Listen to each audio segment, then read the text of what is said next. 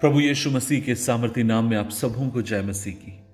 अजीजों, आज के मनन का भाग हमने लिया है दूसरा इतिहास अध्याय 20 उसकी 17वीं आयत और उसके अंतिम भाग को मैं पढ़ना चाहूंगा। लिखा है, मत डरो और तुम्हारा मन कच्चा ना हो, कल उनका सामना करने के लिए चलना और यहोवा तुम्हारे साथ रहेगा। अजीजों, परमेश्वर के वचन में आप और मैं पढ़ते हैं कि यहां पर हम देखते हैं यहोशाफात एक युद्ध के भीतर है और हमें भी इस बात को जानने की जरूरत है, और वो ये है कि हम एक युद्ध में हैं और हमारा शत्रु शैतान है। और वह क्या करता है? वह संदेह, भय, निंदा, निराशा और अकेलेपन को आपके मेरे जीवन के ऊपर थोपने की वो कोशिश करता है। और हमारे शत्रु को अगर आपको मुझे हराने की जरूरत है तो आपको मुझे यह बात को जानने की जरूरत है कि परमेश्वर के वचन में जब प्रभु के भक्त लोग ऐसी परिस्थिति से होकर गए, उन्होंने किस तरीके से इन सब बातों का सामना किया।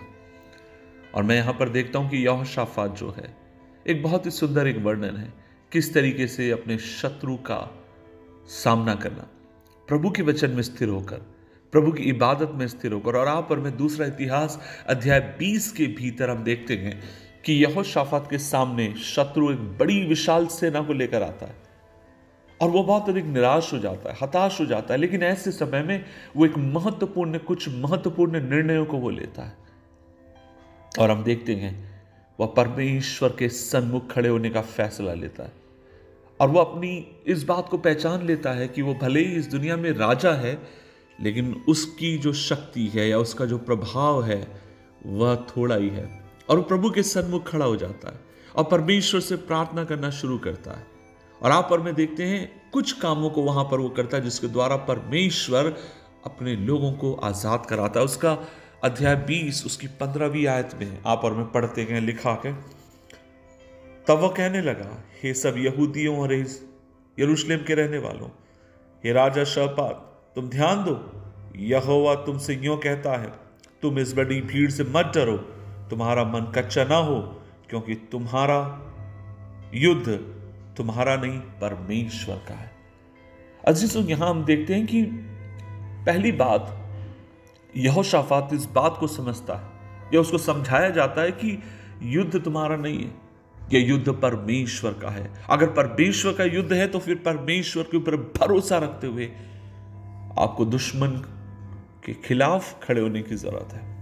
और यहां पर हम देखते हैं जिस हथियार का इस्तेमाल करने के लिए इन सबको बोला जाता है, ना वो गोला था, ना बारूद था, उस समय तो ये था नहीं, लेकिन ना तलवार, ना भाला, ना बर्छी, पता, लेकिन वहां क्या कहा गया?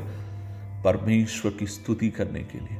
और हम देखते हैं जब राजा को ये बात बताई गई, वो गायकों को सेना के आगे आगे चलने के लिए नियुक्त करता है। वे यहोवा के भजन को गाते हैं, उसके नाम की महिमा और स्तुति करते हैं। और तब उन्होंने मिलकर इस गीत को गाया, यहोवा का धन्यवाद करो और उसकी करुणा सदा की है। यहोवा का धन्यवाद करो, उसकी करुणा सदा की है। और जिस क्षण वे स्तुति के गीत को गाने लगे, आप पर में देखते हैं यहोवा ने अम्मोन, मोआब और सेई के पर्वत की सेनाओं के आसपास जितने शत्रु थे वे सब आपस में लड़ने लगे और आपस में लड़के वे सब खत्म हो गए। लेकिन जो महत्वपूर्ण बात थी और वो ये थी कि परमेश्वर उनसे कुछ अजीब करने के लिए कहता है। देखिए, एक बात मैं आपसे कहना चाहता हूं, कई बार परमेश्वर आपसे मुझसे कुछ अद्वित्व या अजीब बातों को करने के लिए परमेश्वर कहेंगे। ये क्या बात हुई? जब यरीहो की दीवार को ढाना है तो फाटकों को तोड़कर भीतर जाने की जरूरत है, लेकिन परमेश्वर कहते हैं एक काम करो, चक्कर लगाओ, स्तुति के गीत गाओ, भजन गाओ और ये दीवार अपने आप गिर पड़ेगी। यहोशाफात, उनकी सेना बहुत ज्यादा है, कई राजाओं ने मिलकर चढ़ाई करी है। एक काम कर, स्तुति के गीत गा, इस गीत को स्मरण रख, यहोवा का धन्यवाद करो और उसकी करुणा सदा की है। तेरे शत्रु आपस में लड़कर तितर बितर होंगे और मैं तेरा परमेश्वर, तुझे छुड़ाने के लिए विश्वासयोग्य परमेश्वर। और यहां पर आप और मैं देखते हैं राजा यहोशाफात ने परमेश्वर पर भरोसा करना चुना, ना कि अपनी बुद्धि पर, ना कि अपने सैन्य बल के ऊपर। उसने परमेश्वर की स्तुति करते हुए विश्वास का प्रदर्शन किया और परमेश्वर ने युद्ध को जीत लिया।